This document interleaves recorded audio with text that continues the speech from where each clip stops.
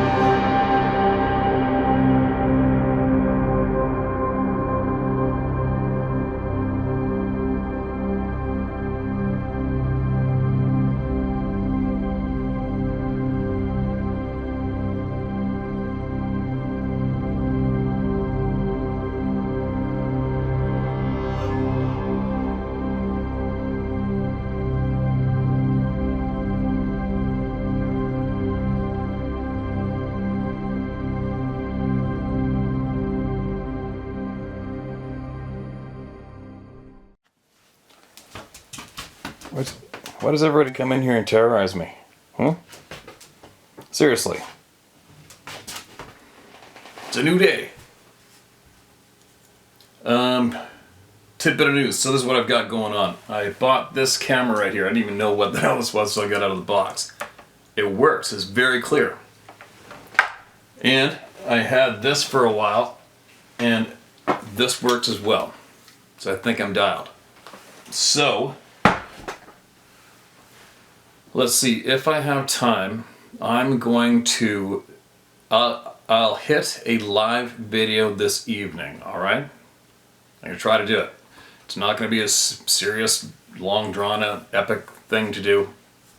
All I want to do is, later on this evening, maybe around after dinner time, my time, so where am I? I'm Pacific Standard Time. I'll crack open YouTube and we're going to do a test run live so I can use my audio, the video, and you guys can help me set it up and help me adjust it till it's good. Alright? And what else? Have I emailed or phoned David Nino? Not yet. I was too busy. Maybe we'll do that this evening. I'll give him an email, give him a heads up, and then I'll throw him a text fairly soon and see if we can't line something up and get him and his people up to speed with the true facts delivered from the people. The real authorities when it comes to this topic, the people who have seen, felt, smelled, heard. Right? All hundreds of thousands of you. We will deliver all your knowledge to him and his people. Get the word spread. And we'll get to him before the people get to him that want to keep the truth suppressed. You gotta love it though, right? You gotta love it. The power of the people is so apparent here. It's in your face. The power of the people and what it does. It's so powerful, right? When you make it about the people and not yourself, and you don't control anybody or anything, and you let it flow and you protect it, it just gets so strong. It's very cool to watch. Very exciting. What else? I think that's about it. I'll save funny videos for the end of this video. Sarah and I and her niece went down to the river today, and I guess I call it our niece, went down to the river today, and I did a bit of a hike around, laced up some trail cameras for those big bears and whatever else is going to be down there. And she's a big fan of helping her auntie with all the merch. She calls it merch, the YouTube merch. So she had on one of the ladies, what's it called? I forget what it's called. There's shorter t-shirts for women and a pink hat, and she was all proud and wore that, and we videotaped her. So I'll save that for the end of the video. Anyway, let's get into it. We got voices to be heard. No babbling. Right away, let's hear this. I've ordered pizzas for us tonight, so this is for, I'm filming the night before, so this can be out bright and early, 5 in the morning for the world to wake up to and have coffee with. Steve, my name is Mark, and I love your channel. I've had several encounters with Bigfoot in California, but I wanted to share one that happened to me in Colorado. My friend's family owned a log cabin near Bailey, Colorado for almost 60 years now. We spent a lot of time up there in the 70s. In 1981, I moved to California, but with my parents living in Kansas, I made my travel plans to include a few days at the cabin as often as possible whenever I went to visit them. Whenever I went to visit them. Little typo in there. My wife and I honeymooned at that cabin in 1998. So from 74 to 98, in all my stays up there, I never had a single Bigfoot experience. Said almost everyone that has history on a property. My wife didn't really like it up there. It's too rustic. So I didn't see the cabin from 98 till 2016. Well, that sucks. When I made a solo cross-country drive to see my folks, I got to stay at the cabin from a Sunday afternoon to the following Saturday afternoon by myself. I actually wept when I got there because I loved that place so much, and I hadn't seen it in 18 years. So, that first night I was all settled in, I was sound asleep with the window near the bed wide open. At 1:30 a.m., I was jolted awake by a tremendously loud scream. It was louder and longer than any human could produce. I knew exactly what it was immediately. Naturally, I got up and closed the window and thought to myself, this must be a long week. Sorry, this might be a long week. Mind you, this is a cabin in the Pike National Forest. It's not suburbia. You can't just run next door to your neighbor's house. Well, nothing else happened out of the ordinary that whole week, so that was cool. When I got back home to California, I hit up YouTube and typed in Bigfoot, and the first thing that came up was a televised news story out of Colorado Springs talking about an alleged Bigfoot sighting near Bailey, Colorado that occurred during the week I was there. Wow, no way, that's random. Keep up the good work, Steve, we appreciate it. Alright, man, I appreciate people like you sending in their honest experiences. So there we go. Another location, when it went down. And if somebody else is familiar with the area or looking for answers, they're probably here too, right? Appreciate you, man.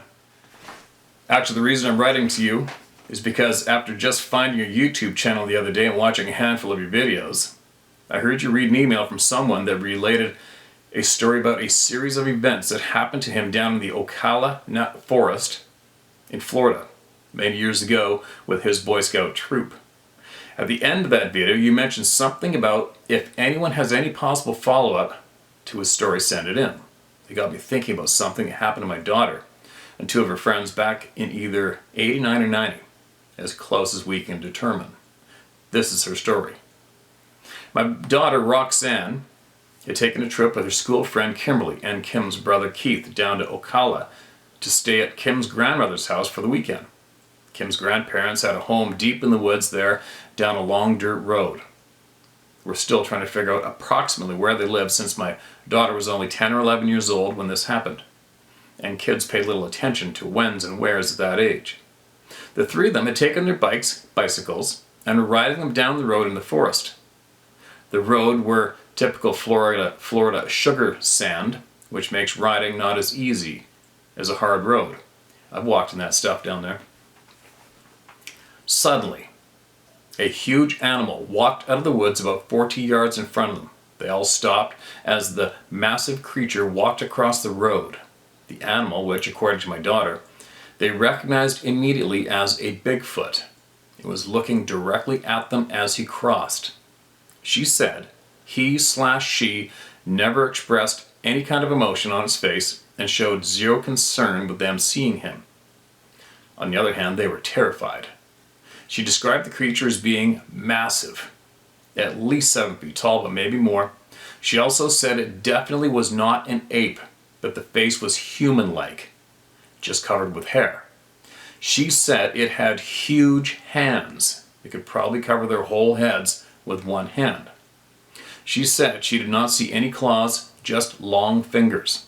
She said the head appeared slightly domed, and the color she described as being like a sun-bleached brown.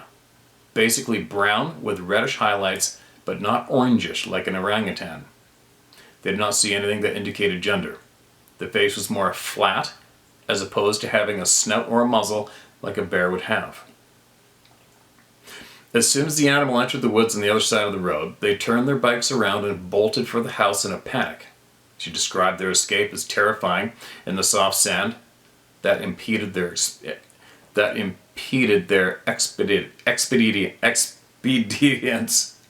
expedience. She said that as tall as the creature was, there would have been no way to outrun it if had it pursued them. As soon as they got to the grandparents' house, they all ran inside, exclaiming that they had just seen a Bigfoot. The grandmother was in the kitchen baking a cake and blew it off, saying they probably saw a monkey since there were occasionally monkey sightings in the area. Side note, some places like Silver Springs, Florida, not far from Ocala, have large populations of monkeys from the days back when Tarzan movies were filmed down there. No shit. As I spoke with my daughter today about the experience, she stated flat out that it was not a monkey or a bear, and that the animal just appeared too human-like to be an ape of some kind. She said it walked on its 2 legs just like a human does. She says it bothers her this very day that she cannot rationally explain what the 3 of them saw that day, but they saw it clearly on a bright, hot, sunny day during the middle of the day. She said there was no guesswork needed in knowing what they saw. At this point, we have no idea how close or far it was from the Boy Scout incident, or when the Boy Scout incident occurred. But it was in the same forest. The Ocala forest is huge, so it could be totally unrelated. And there you go. More members of the Club of No Return. Alright, what do we got here? I apologize for the length of this, but I have a lot to share. I've always been skeptical and dare say a bit arrogant when it comes to the subject of Bigfoot until November 16th, 2020. I never thought to share these encounters with anyone other than the people that went through them with me, my brother and my cousin, until your video post on December 1st of someone else having an encounter near Luther, Michigan. My name is Will and I'm 23 years old. Growing up with my mother's side of the family being heavily Native American, stories of Dogman and Bigfoot were commonplace during the family visits when I was a child. But to me, that's just what they were, stories. My grandparents owned a cabin up in Luther, Michigan, about 45 minutes from anything other than a single-pump tiny gas station and general store. Their cabin atop a large hill dirt driveway of about a mile long with a creek that went on for miles at the bottom. My brother, cousin, and I used to play in the creek together, having mud fights or catching bullhead catfish and all sorts of other small fish.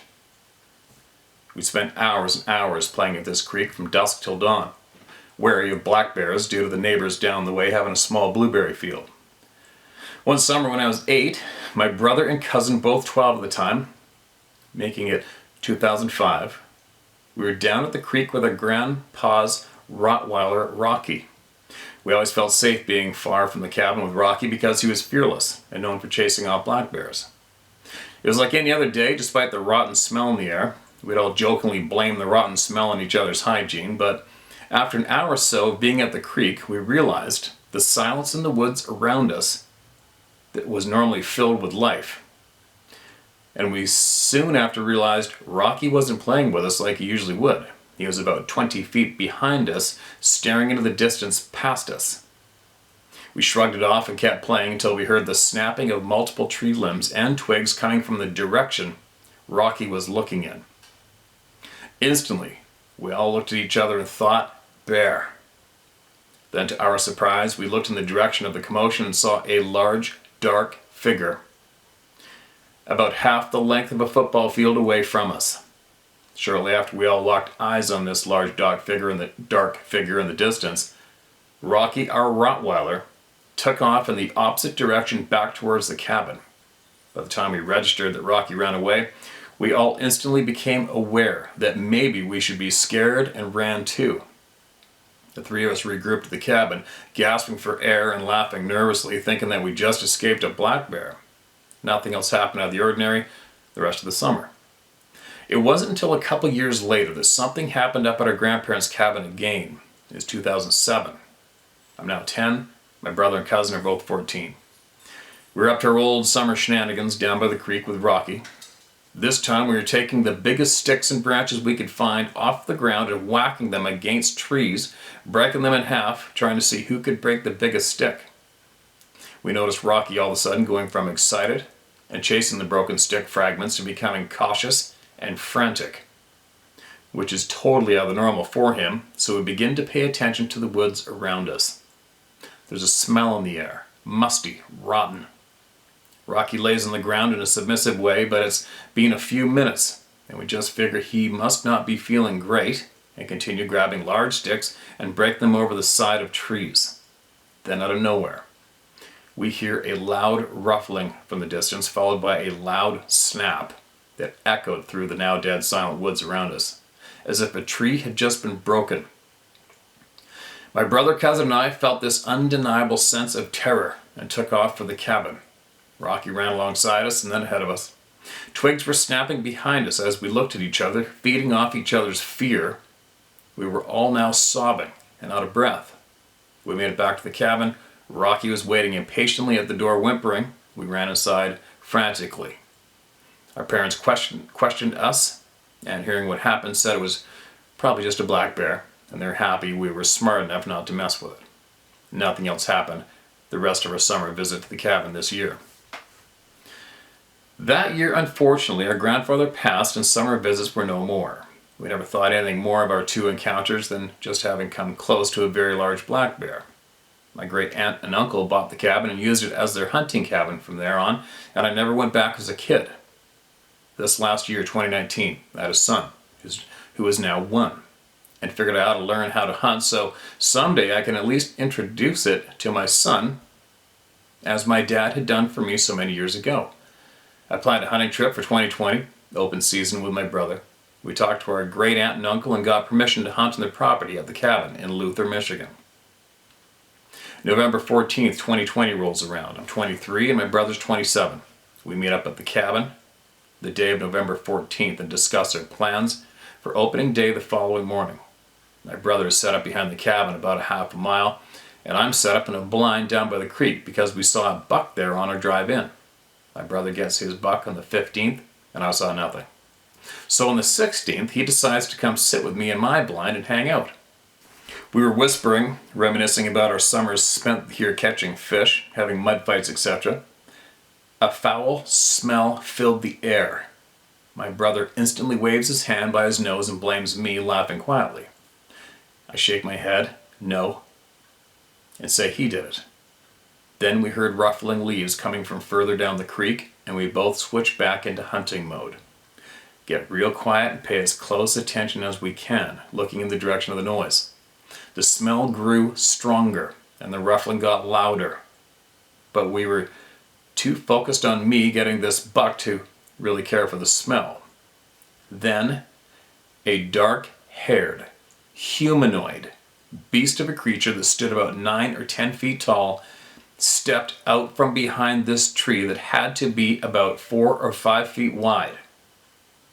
And the creature was just as wide as the tree it had been standing behind. It looked in our direction. I could tell it knew we were in the blind.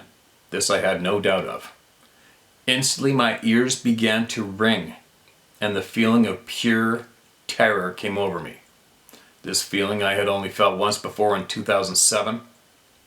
I shook my brother, who was also frozen in terror, and asked, "What the hell is that? What do we do?" Frantically, he said nothing, still staring at the beast that looked our way. My ringing in my ears began to settle.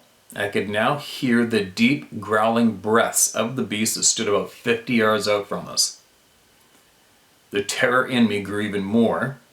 After hearing him or her, my grip on my rifle grew tighter and I flicked off the safety. My brother put his hand in my hand to stop me from doing whatever it is I may have been thinking about doing at that time. My brother decided out of nowhere to yell, "We're leaving," towards the creature. Began slowly unzipping the blind, standing and motioning for me to follow him. I stood up slowly with his hands up in an attempt to show he was not a threat, and I did the same. Once we were both standing outside of the blind, we began slowly backing up towards the cabin, still facing the creature. Both of our breaths trembling from fear. Then in an instant, it turned and with a huge grunt took off running back from where it came. In that moment, my brother and I turned and began running to the cabin. We both made it back inside the cabin, shocked to the core, breathing heavily with absolutely no words for what we just saw. We both said we'd never tell anyone what we saw that day because we knew we'd be told we were wrong and that Bigfoot is just stories our family had told us as kids to scare us. I haven't even thought of stepping foot in the woods again since that incident, even though I haven't filled my deer tags for the season. I don't know when I'll be able to, but I know when the time comes I'll be much more aware of my surroundings. Up until this year, I'd written off the 2 encounters we had as children as probably having seen a black bear.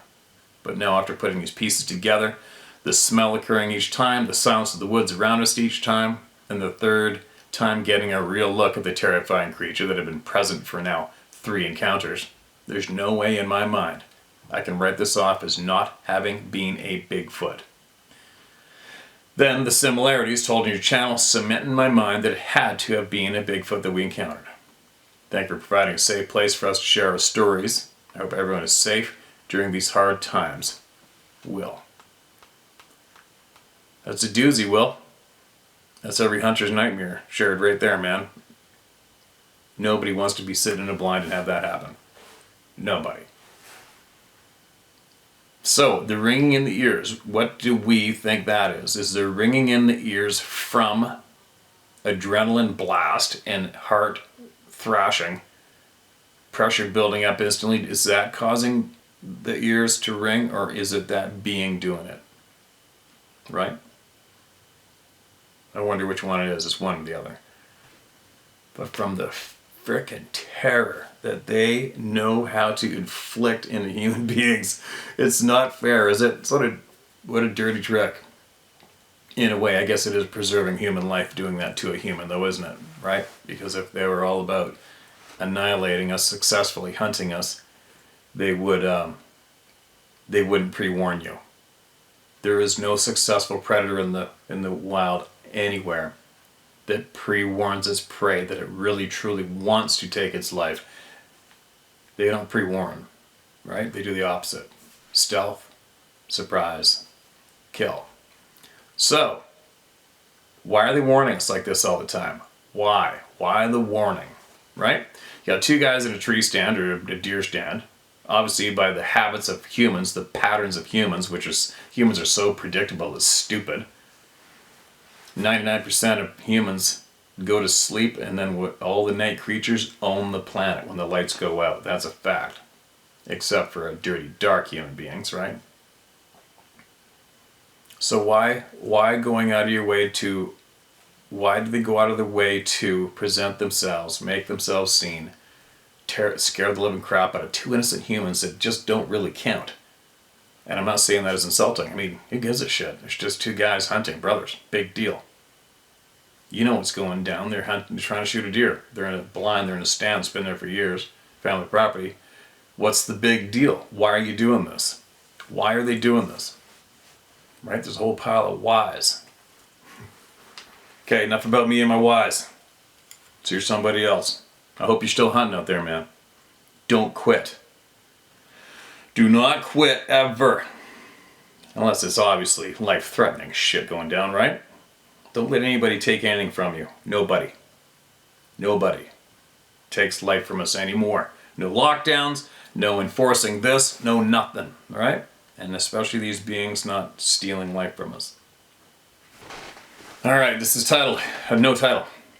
Hey Steve, my name is Heather. I live in East Tennessee near the Great Smoky Mountains. Here we go. We know what goes on over there a lot.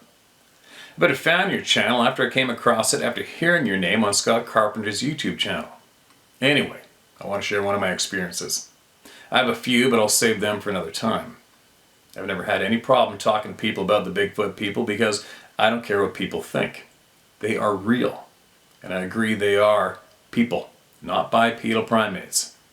Anyway, my husband and 2 boys and my sister-in-law and our 2 kids were camping in the Frozen Head area, an alleged Bigfoot hotspot.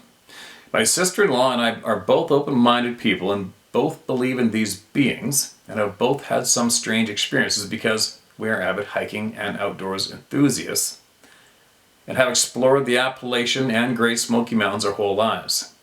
We sat at the campfire that night talking about our experiences and our theories late into the night. At around 3 a.m. I was awoken by the sound of huge boulders being thrown into the river next to our campsite. Everyone in our group woke up from the sound. She and I got out of our tents to investigate. We couldn't see anything in the dark, but the sound of heavy boulders splashing and hitting the river floor was undeniable. That the rocks being thrown were huge and heavy. And out of nowhere, a random dog was barking viciously in the dark at whatever or whoever was throwing these rocks. It was so strange. We never saw or heard anyone else at the time, and the forest was quiet otherwise. We went back to bed, and the rest of the night was creepy quiet. We talked about this briefly the next day, and parted ways after a campfire breakfast. While leaving the area that morning, and driving under a ridge overhang, the biggest, nastiest, loogie-looking substance hit the windshield of our Subaru. I knew immediately that they heard my sister-in-law and I talking about them, and threw boulders into the river to alarm us and followed us to the road to spit at our car as we left. I'm being serious. And I knew from the get-go that they were there. I've always been aware of these beings, and when I have time, I'll share a few more stories from the mountains of East Tennessee with you. I love your channel, I love your attitude, and I thank you for advocating us people who need an outlet to share. You're great. Alright, you're great too. Everybody's great here. There isn't one person that isn't. Right? Every single person that comes forward, especially today during these times, with true honesty, brave, great people. Appreciate you. And there goes spitting in the windshield of a car, right? It just goes right alongside with the usual, it looked at me like it wanted to end my life. It looked at me like it was disgusted with me. It looked at me with pure hatred. It hated us, right? So, spitting at a human being, no surprise here, hearing that one. No surprise at all. Here's another one. Steve. I used to think at first, what the hell are we all doing taking fireside stories this far and this seriously? Well, the schmucks on these half-assed TV shows out to make a buck show us that for them it's all smoke and mirrors and no substance. So I got fed up with the subject. Yet, there are things that just cannot be explained away. My first wife took great pains to teach her little blue-eyed, blonde-haired daughter well about the world around her, and like any other parents, we pride ourselves in her development. So, what was this, quote, giant hairy man, end quote? She described to her mother as she knelt before her daughter as they picked wildflowers together out in the remote piney woods near Fishville, Louisiana. My wife was looking at our daughter, just a toddler at the time, but very engaged in the world around her and very curious to learn. And as my wife filled a basket with flowers, her little girl was gazing at something behind her mother, something that made her ask her mother, "Mommy, what's that giant hairy man doing in this field?" As she put it in her own words, a man covered with hair. That was all it took for her mother to grab her little girl and take off on a dead run to the car without even looking back to see what her little daughter was talking about. She quickly hopped into our little station wagon and drove out of there, pedal to the metal. It was only once she got back to the place we were sharing with the in-laws during that cold Thanksgiving holiday that her mother began questioning our daughter in a way that would not frighten her. We were all having a few drinks as I cooked the dinner, and we listened intently without trying to make too much of a big deal over it. We all thought that perhaps she had seen something that she misinterpreted, maybe just out of denial more than out of completely trying to wrap our heads around the subject. I mean, like, this was just supposed to be the entertainment angle of movies like The Legend of Boggy Creek, right? Well, a lot of very strange shit happens in north central Louisiana. Such as my brother-in-law getting a very strange buzzing in his ears while hunting, and while standing on a stump trying to shoot dinner, sees an object hovering over the ground about as big as a car, while a fighter jet flies in circles overhead, probably deployed out of England Air Base. How about some of the family out in the swamps frog gigging, and on the way back to their truck seeing what they thought were headlights on the shoulder of the road above them, just flashing by, only to get to the top of the hill and see no road, no cars. Getting back to my daughter's sighting, it did not stop that afternoon. After we all had dinner and drinks, we went to bed. Our little girl got up to go to the bathroom that night, and we left the light on in the bathroom. She ran back to bed and tried to wake up her mother, but could not because Mommy was really worn out. But what she told us in the morning made us wonder, claiming that the same big, hairy man was looking in the house through the bathroom window. My daughter did not seem to be frightened. Instead, she said it was trying to get her to open the window.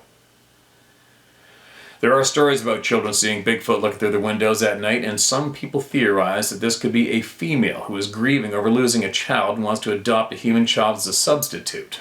I think this is plausible. It seems mother and her little girl were followed home as the field they were at was not far from where they were staying. Keep doing what you're doing. You're free to mention this and my name. All right. Shared. Someone trying to replace their child with a human baby. I don't know, man, because we've had, it's almost enough to be a bit of a pattern. There's been a lot of people reporting in that their children, or they as children, had this hairy dude with glowing eyes, a lot of times glowing eyes, outside just in the timber or just out the window saying, "Come on outside," or "Come out and play with me," or "Open your window," or "Come outside, come out the window." That's creepier than shit. That, as far as I'm concerned, that warrants a hole put in you. Right? I mean, I'm not a radical maniac, violent maniac. Think about it, you guys. I don't give a shit who you are. Picture it. You're a parent, you got a child. You got what's described as a giant, hairy man with no clothes beckoning your child to try to sneak out of the house in the middle of the night. That's a hole.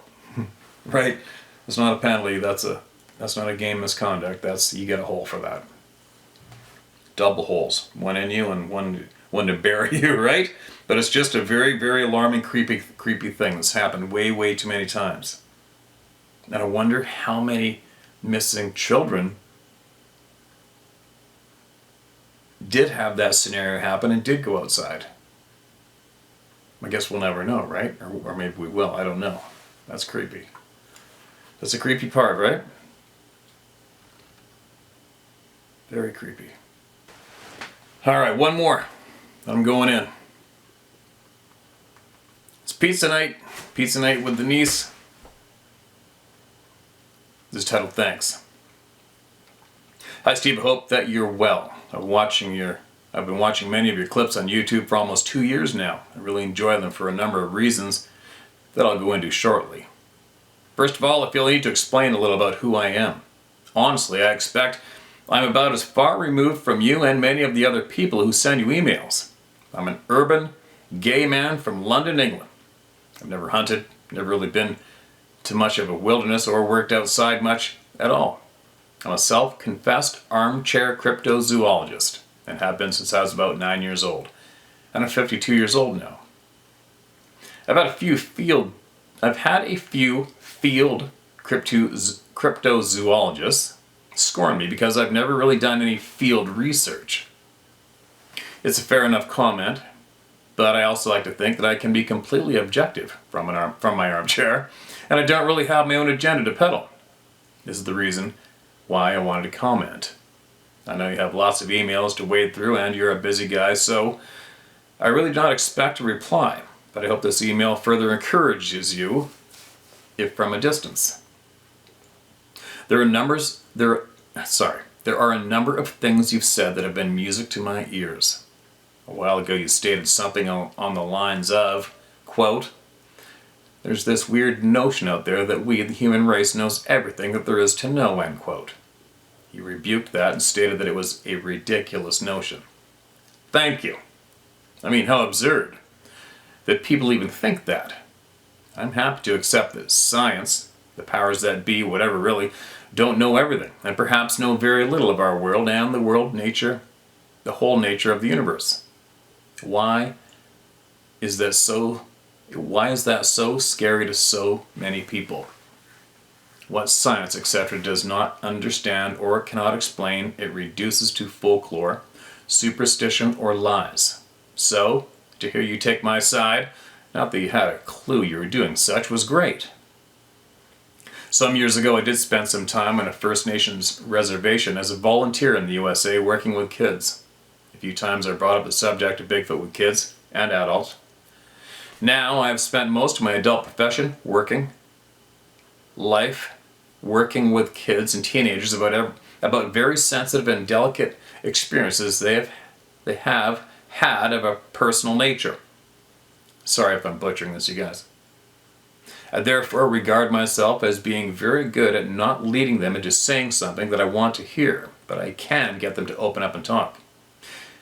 Because of my experience, I'm also quick to notice when I'm being told a load of bullshit. So, taking this into context, I was very interested in the matter-of-fact way they talked about Bigfoot, as did most of the older adults I spoke to. For the people who had lived with the Bigfoot for thousands of years to have had their experiences relegated to folklore is offensive, demeaning, and degrading, and that's putting it lightly. So I hold the same opinion for people like yourself, other hunters, farmers, fishermen, etc. Why on earth would you lie or confuse shadows and bears with Bigfoot? It just does not make any rational sense. My attitude towards the whole Bigfoot phenomenon has really changed over the last few years, and while I'm not confident in my belief about what Bigfoot is, I am confident in my belief about what Bigfoot is not. I'm emphatic in my belief that Bigfoot is not a species of giant bipedal ape or Neanderthal waiting to be discovered and formally classified. And I'm bemused that after all these decades, so many, quote, serious researchers, end quote, are still waiting for that to happen. Do they really think they could evade discovery for so long? Anyway, Steve, thanks for the videos, your openness and honesty. All the best, James. Alright, thanks, James. Appreciate you, man. You know, there's a whole pile of people here nodding their head with you in agreement, without a doubt. Yeah, it's funny. I've said it a bunch of times and I'm not going to stop saying it. We, at this point of the game, hopefully, the majority of the people who have had these experiences have watched enough of the shit show going in circles to realize that today, if you stop and engage with somebody who demands more proof, and you stop and engage with them, you stop dead in your tracks and you stay there with them instead of smashing forward and accepting the fact that there is way more than enough proof available right now. There's so much proof, it's absolutely stupid. The eyewitness testimonies is proof. Period. So, that being said, the amount of proof out here known to all of us right now, currently today, if you're following along and you are listening to the people and your brain still says no, you're staying back there on your own, your choice, nothing to do with us. And obviously people that prefer to stay there, they love company. Don't give them company. You know what I mean? I mean, do whatever you want. I'm just saying. If you want to be stopped dead in your tracks and not smash forward and gather more knowledge and facts, just stay there back there with them. Engage them in that stupid argument of deny, deny, deny, prove it to me, prove it to me, prove it to me. Oh my God. Off to the curb, onward we go, right? Onward and smash forward we go. So, I am freaking starving, and I hope this pizza gets here pretty quick because I'm hungry. I'm still wet from going swimming. And can't wait to check on those cameras in a week or a little more maybe. And I guess I will close with this cute little ham bone in front of the camera. She's so excited. She's like, I want to be on YouTube. Meanwhile, I don't think she even remembers being on YouTube because it was about 3 years ago, I think, or 4. We were up in the woods in the winter and I found somebody had discarded 2 red alarm bell shells. You know, the red steel plates that are up on the wall in buildings for the alarm to smash on. I guess somebody must have swapped them out for new ones and brought them up to this dryland store to shoot them or something, but they're just sitting there in the snow. So I set them up for her to toboggan down the snow on those things. And then I made a video of it and we put her on YouTube. Some of you might have remember seeing that. Well, that's her. And she forgot that she's already been on YouTube. But anyways, here she is. And I'll be back later.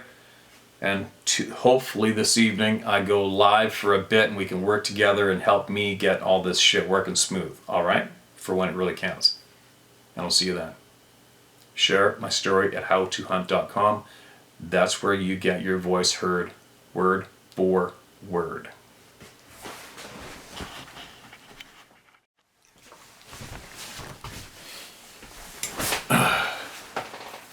Alright, I'm back again anyway.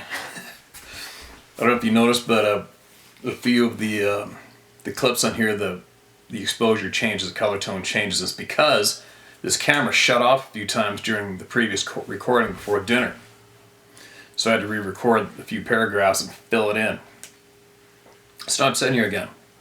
So, while the dog goes crazy tormenting another dog barking in the distance out there somewhere, I'm going to get another voice heard because I want to. This is my man cave. After dinner man cave. So, bonus reading. Happy Thanksgiving to you, and I hope this email finds you.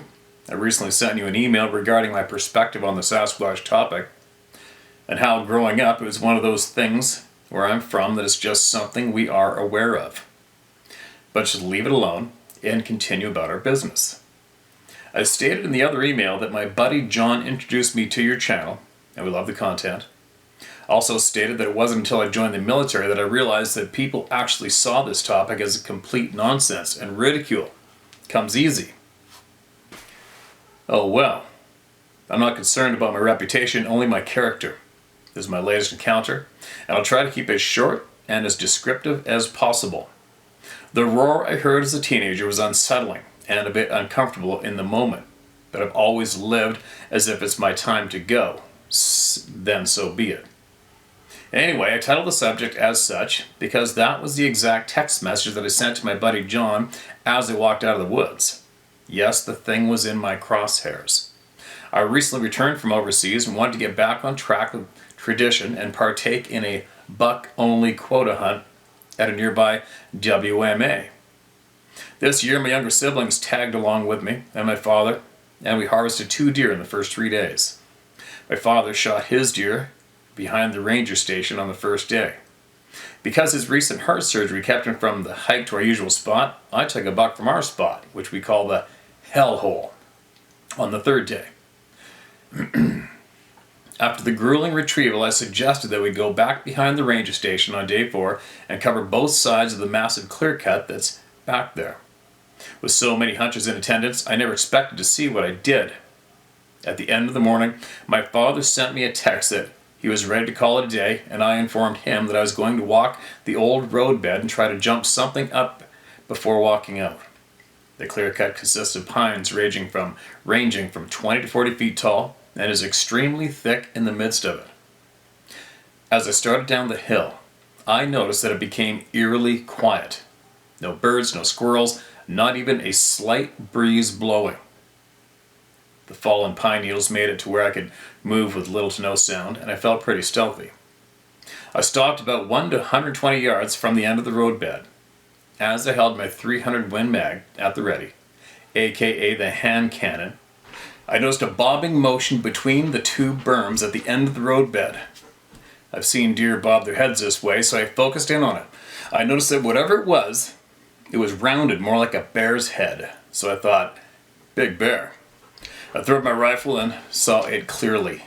It was a rounded head, slightly more pointed than a bear, but there were no ears, and it was a grayish brown, and no ears were visible. This was odd to me, so as I dropped into the prone, I kept my eyes on the figure. I got it back into the scope and adjusted the scope to 10 power. This thing was behind a patch of leaves, and as it peered around, it had a freaking face. Almost the color of Carhartt pants. It had a wide, somewhat flat nose, and its eyebrows were connected. Eyebrows. I also noticed the lines on the forehead that made it seem more human. My thought changed from big bear to holy shit in a split second. I have absolutely no interest in shooting something like that because I only shoot or kill things I eat or things that attack me or my family. I looked back over the scope at it and stood up. I wanted a better view, so I stood up and moved about 30 feet closer to prop my gun on a tree and continue observing. But when I looked back on the scope, it was gone. I took this as my cue, so I tipped my hat, walked back the way I came. As soon as I topped the hill, the sounds of the forest returned to normal.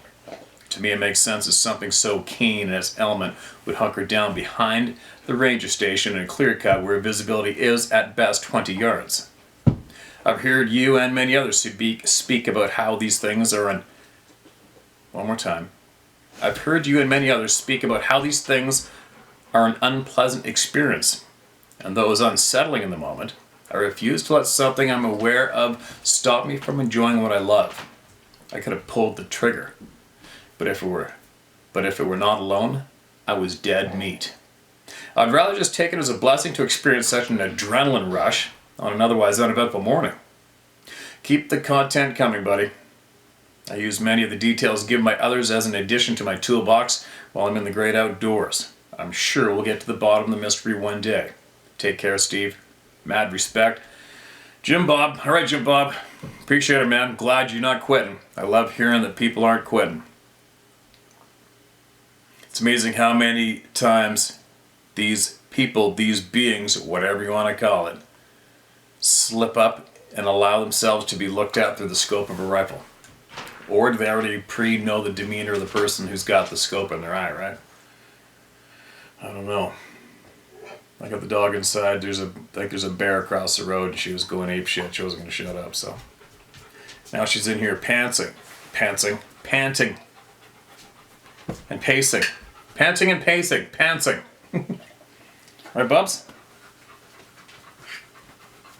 Alright, go lay down. Try not to bonk the tripod, alright? Alright, one more, and that's it.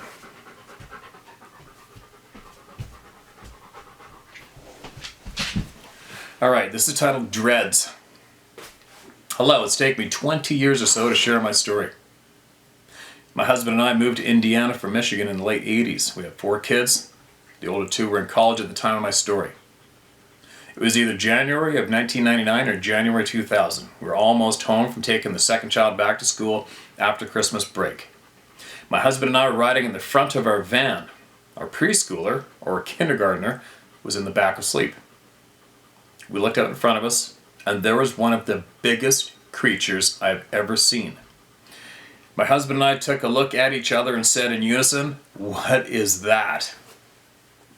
It had to be at least 8 feet tall.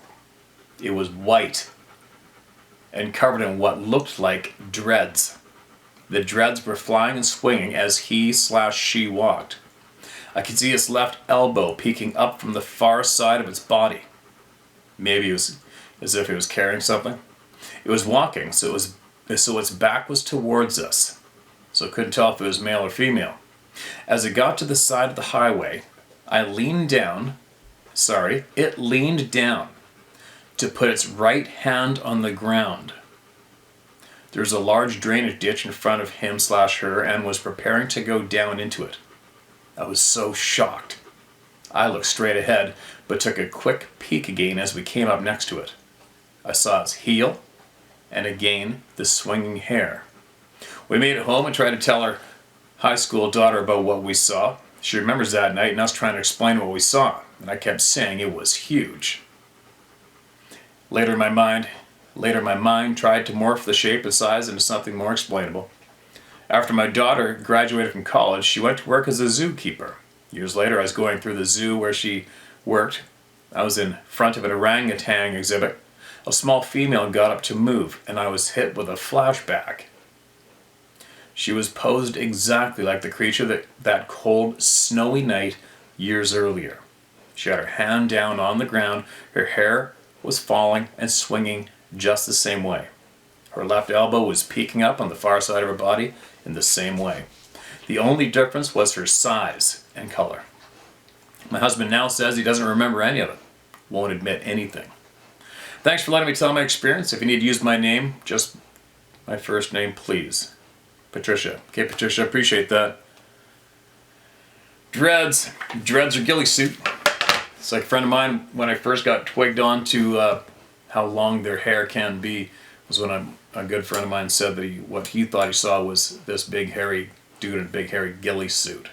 Looked like just a big hairy ghillie suit. Charcoal, gray and black. Dreads. I think a few people have described it as dreads. But anyway, there you go. Wintertime in the snow. Anybody else see that same thing around there? Bet you if you did, you're probably watching this channel, right? ShareMyStory.com. And there you go. So you can refer back to when I logged off. And here comes our little ham bone on the side of the river.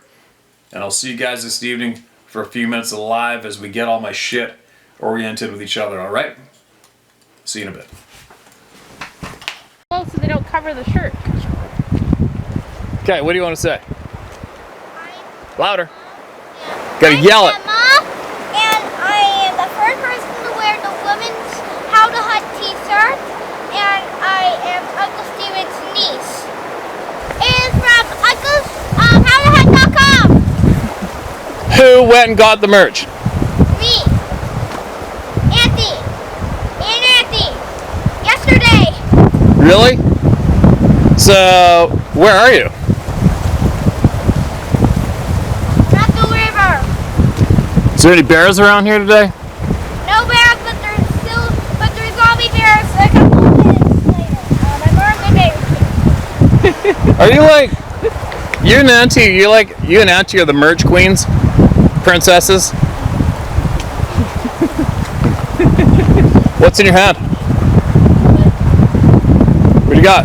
I have feathers, and this one's a half feather. Half a feather? Yeah, I brought the part. You see from right here. You found them here? Yes, I did. Alright. You want to say anything else to the world before you go? Go to howtohunt.com and get the hat and the new women's t-shirt. Whoa. I am wearing Auntie's How to Hunt t-shirt. Women listen. New. Get it before it sells out.